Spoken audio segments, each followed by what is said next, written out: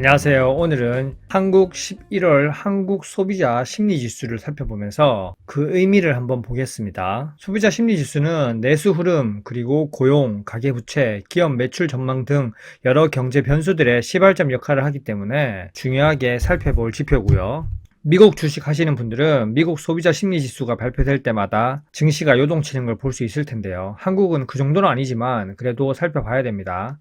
최근 경제 상황에 대해서 소비자들의 체감 인식이 11월에는 112.4로 소폭 상승했습니다. 그래프를 보시면 소비자 심리지수가 계엄령 사태 이후에 연일 상승하는 흐름을 볼 수 있고요. 100을 기준으로 100보다 높으면 소비 심리가 낙관적이고 100보다 낮으면 비관적입니다. 당연히 100보다 높으면 생활 환경이나 가계 수입, 소비 지출, 경제 전망들이 좋다고 볼 수 있겠죠. 지난해 12월 정치적 불확실성 여파로 88까지 떨어졌다가 그 이후에 점진적으로 상승하고 있고 계속적으로 최근 100 이상을 유지하고 있습니다. 이번 11월 지수는 2017년 이후에 8년 만에 최고치를 기록한 수치입니다. 2017년 이후에 8년 만이라는 것을 그래프도 볼 수 있죠. 소비 심리가 워낙 좋기 때문에 비관적인 지표를 살펴볼 필요는 없지만 만약에 소비 심리가 100 이하로 이렇게 비관적이면 기업 매출 전망도 악화되고 기업 실적이 악화되면 채용도 줄이게 되고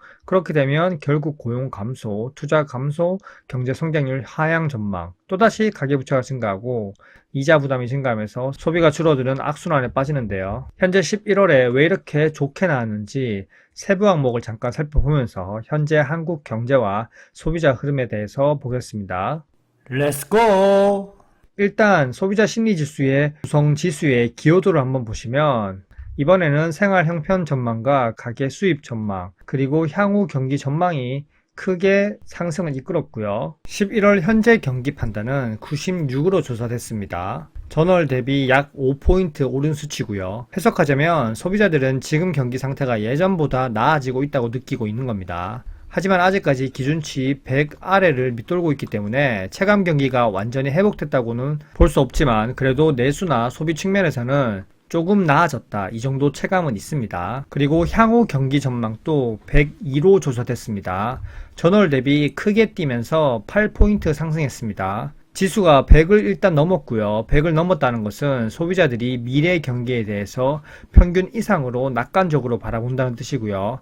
이번에 이렇게 지표 개선을 이끈 요인으로는 한미 관세 협상 타결이 좋았고, 그리고 3분기 GDP 전망치가 예상을 웃돌았고요. 그리고 요즘 증시도 계속적으로 상승하고 있고, 경기 기대감이 이렇게 단기간 회복된다는 것은 기업 투자나 소비 회복이라는 그런 측면에서는 좋지만 실질적으로 구조적으로 회복되는지 그것은 향후에 직접 체감해 봐야겠죠.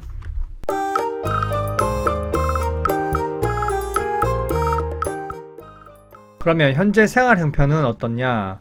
현재 생활 형편은 96으로 전월 대비 동일합니다.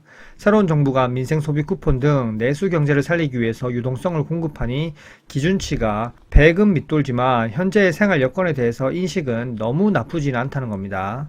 가계소득이나 지출 여건이 급격히 개선됐다는 체감은 아직까지는 약하지만 적어도 너무 나빠지지는 않는다, 이렇게 해석하면 될 것 같고요. 하지만 여전히 물가와 환율, 고금리 부담이 여전하고 그 외부적 상황이 지속되면 생활 여건이 아주 괜찮아졌다, 이렇게 단정 짓기는 어렵습니다. 그러면 생활 형편 전망은 어떻냐? 101로 100을 웃돌았습니다. 지수가 100을 약간 넘어섰다는 것은 소비자들이 앞으로의 생활 여건이 조금 나아질 수 있다는 기대를 갖고 있다는 뜻이고요. 하지만 이 수치가 크게 뛰어오르지 않았다는 점에서는 크게 개선 기대감으로 보기에는 약간 어렵습니다. 소비와 재테크 관점에서는 생활 여건 전망이 약할 경우에는 소비 확대보다는 자산시장 중심을 기대로 이동할 가능성이 있습니다. 소비자들은 앞으로 생활이 나빠지진 않겠다, 이 정도의 인식은 있지만 그렇다고 엄청 좋아질 것이라는 기대는 크지 않은 상태입니다. 왜냐? 정부가 돈만 풀어서 부양하고 있기에 오래 갈 것이라고 생각하지 않는다는 거죠.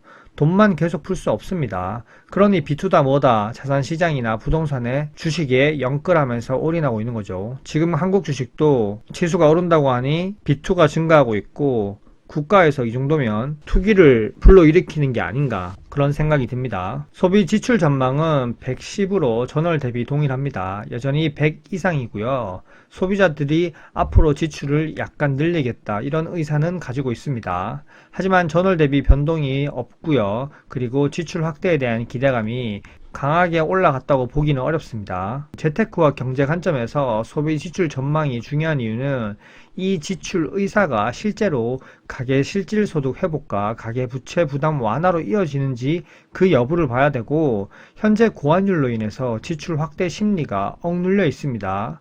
정부 고용 그리고 정부 재정 정책으로 이렇게 반등하면서 버티는 게 아니라 정말 내수 시장에 돈이 돌고 경제가 살아나야 합니다.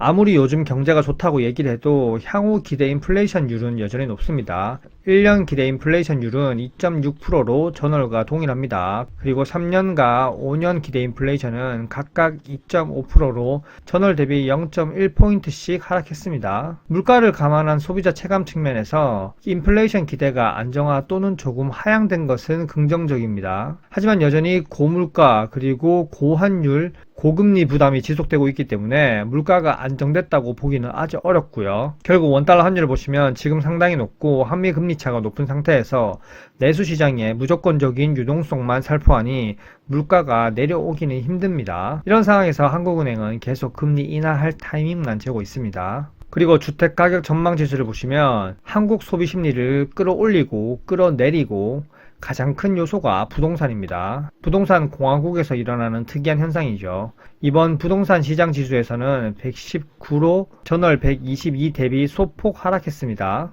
해석하자면 앞으로 집값이 오른다는 기대감은 여전히 높은 상태고요. 상승 기대가 소폭 꺾였다. 그 이상도 그 이하도 아닙니다. 현재 경기 판단이 상승한 점과 그리고 향후 경기 전망이 동시에 상승했다는 점은 소비 심리 회복 기대가 커졌지만 고환율로 인해서 원화 가치가 너무 하락해서 오히려 주택가격 전망, 즉 자산 가격이 오르기 힘들 거라는 심리가 지배적입니다. 정부가 부동산 규제 억제책을 발표 중이지만 표면적으로만 억제하는 듯하지 본인들 자산이 부동산인데 내리고 싶겠습니까?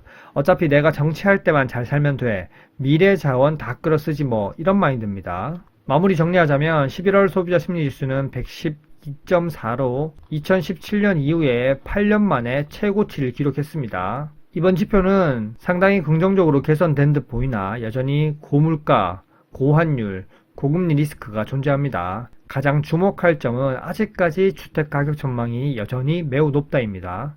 자산시장 기대감이 내수 소비 회복보다 앞서가고 있다는 신호로 해석될 수 있고요. 그렇게 되면 내수 소비가 돌기가 힘들겠죠. 따라서 이번에 표면적으로 보면 소비자 심리 회복으로 보이지만 근본적으로 회복 기반이 마련됐다고는 볼 수 없습니다. 정부에서 유동성을 공급하고 대외 환경이 소폭 완화되고 한미 관세 협상이나 관세에 대해서요. 그런 요인들이 소폭 해결되면서 심리를 끌어올리고 있지만 실질 소득 회복이나 산업 구조 개선이 뒷받침되지 않으면 이 기대감이 쉽게 꺾일 수 있습니다. 또한 지금 부동산 그리고 주식 이런 B2가 유행하고 있기 때문에 내수 소비 기반이 약해지는 구조적 약점도 존재하고요. 어쨌든 표면적으로는 희망적인 신호를 담고 있고, 하지만 제가 강조드리고 싶은 것은 착시 현상일 가능성도 동시에 있다는 겁니다. 소비자가 체감하고 느끼는 지금과 미래 경기 흐름이 진짜 바뀌려면 가계 소득 증가, 그리고 물가 안정, 환율 안정, 기업 투자 확대,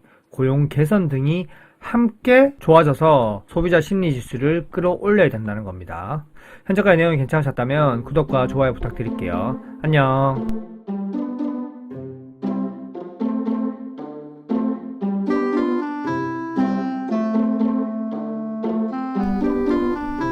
와이